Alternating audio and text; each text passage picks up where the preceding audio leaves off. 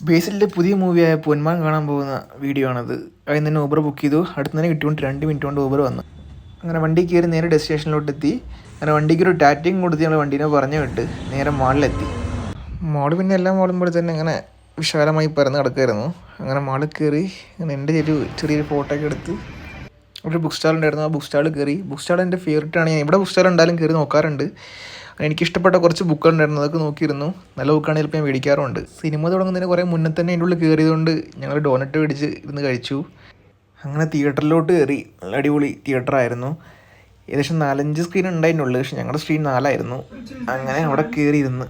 Usually അവിടെ ഒരു അരമണിക്കൂറെങ്കിലും പരസ്യം ഉണ്ടാവാറുണ്ട്. ഇത്തവണ എന്താണോ അത്രയും നേരം പരസ്യം ഉണ്ടായിരുന്നില്ല. അറൗണ്ട് ഒരു 10 മിനിറ്റ് പരസ്യം ഉണ്ടായിരുന്നുള്ളൂ. അങ്ങനെ സിനിമ തുടങ്ങി.